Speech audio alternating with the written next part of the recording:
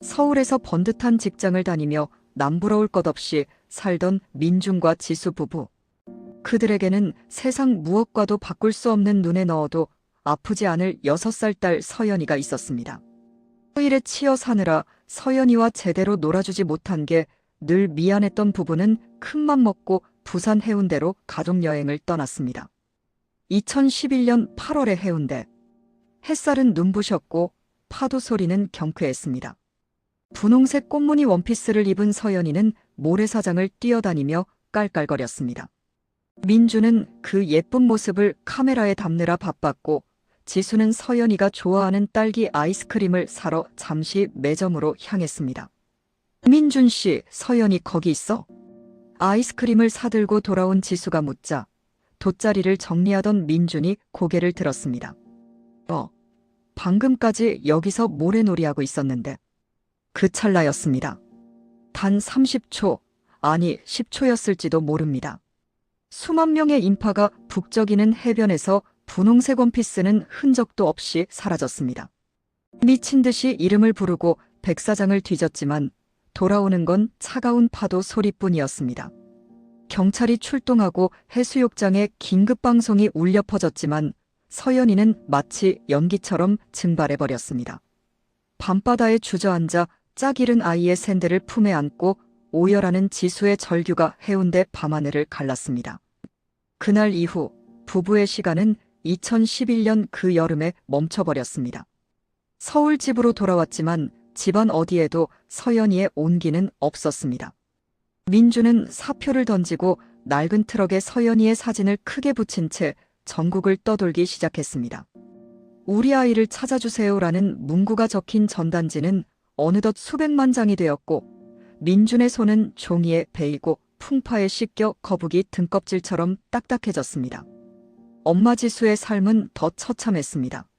서연이의 방은 15년 전 모습 그대로였습니다. 매일 아침 아이의 책상을 닦고 이제는 작아져 입지도 못할 옷들을 빨아널며 지수는 환청에 시달렸습니다. 현관 밖에서 엄마 하는 소리가 들릴 때마다 맨발로 뛰어나갔지만 복도에는 싸늘한 정적만이 감돌았습니다. 극심한 우울증과 환청 속에서 지수는 세상과 담을 쌓고 산송장처럼 변해갔습니다. 서로의 얼굴을 볼 때마다 서연이가 생각나 괴로웠던 부부는 한 집에 살면서도 남보다 못한 사이가 되었습니다. 민주는 매일 밤 소주병을 끼고 잠들었고 지수는 초점 없는 눈으로 창밖만 바라보았습니다. 15년이라는 잔인한 세월은 두 사람의 머리칼을 하얗게 바래게 했고 가슴 속엔 거대한 돌덩이 하나만이 남았습니다. 희망이라는 단어는 이 집에서 가장 잔인한 고문이었습니다. 그렇게 하루하루 죽지 못해 버티던 어느 비오는 오후, 먼지 쌓인 전화기가 날카로운 비명을 질렀습니다. 여보세요. 술기운의 전화를 받은 민준의 목소리에 낯선 노인의 음성이 들려왔습니다. 혹시 15년 전 해운대에서 딸 잃어버린 사람 맞소? 심장이 멎는 듯한 충격이었습니다. 지수 역시 직감적으로 수화기 곁으로 다가왔습니다. 노인은 짧게 말했습니다. 오늘 저녁 6시 부산역 뒷골목으로 나오시오. 아이를 데리고 있어. 부부는 미친 듯이 부산으로 내려갔습니다. 약속 장소인 어두운 골목길, 그곳엔 남루한 갈색 코트를 입은 노숙자가 서 있었습니다.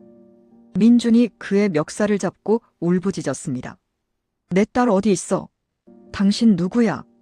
노인은 힘없이 떨리는 손으로 때 묻은 비닐봉지를 내밀었습니다. 그 안에는 누렇게 빛바랜 분홍색 꽃무늬 원피스와 낡은 토끼 인형이 들어있었습니다. 노인은 고개를 숙인 채 말했습니다. 15년 전 유괴범에게 끌려가던 서연이를 구한 것은 자신이었다고. 하지만 전과자였던 신분 탓에 경찰에 신고하면 범인으로 몰릴까 두려웠고 외로웠던 자신의 삶에 나타난 아이를 참아보내지 못해 가짜 아빠로 살아왔노라고. 췌장암 말기 판정을 받고 나서야 자신이 죽으면 홀로 남겨질 서연이가 걱정되어 천륜을 거스른 죄를 자백하러 나타난 것이었습니다. 노인을 따라간 판자촌의 작은 방. 그곳엔 21살의 어엿한 숙녀가 된 서연이가 있었습니다. 지수는 서연이를 보자마자 비명 같은 울음을 터뜨리며 주저앉았습니다. 15년 만에 불러보는 이름 서연아. 서연이는 당황했지만 자신을 품에 안은 엄마의 체온과 아빠의 떨리는 손길에서 잊고 있던 어린 시절의 파편들을 떠올렸습니다. 노인은 구석에서 낡은 통장 하나를 건넸습니다. 15년 동안 시장에서 폐지를 줍고 구걸하며 서연이의 대학 등록금을 위해 모은 돈이었습니다. 미안하오. 죽기 전에 제자리에 돌려놔야 할 것 같아서. 노인은 피눈물을 흘리며 사죄했습니다. 민중과 지수는 그를 용서하기로 했습니다. 아이를 훔친 유괴범이나 다름없었지만 지독한 가난 속에서도 서연이를 굶기지 않고 반듯하게 키워낸 그의 진심을 보았기 때문입니다. 부부는 노인의 마지막 병실을 지켰습니다. 병원 침대에 누운 노인의 마른 손을 서연이가 잡았고 그 옆엔 친부모인 민중과 지수가 서 있었습니다. 노인이 마지막 숨을 거두던 날 서연이는 그를 향해 아빠 고마웠어라고 속삭였습니다. 15년 전 해운대에서 멈췄던 가족의 시계가 비로소 다시 흐르기 시작했습니다. 비록 긴 시간을 돌아왔지만 이제 그들의 앞날엔 슬픔보다 더 깊은 사랑이 함께할 것입니다.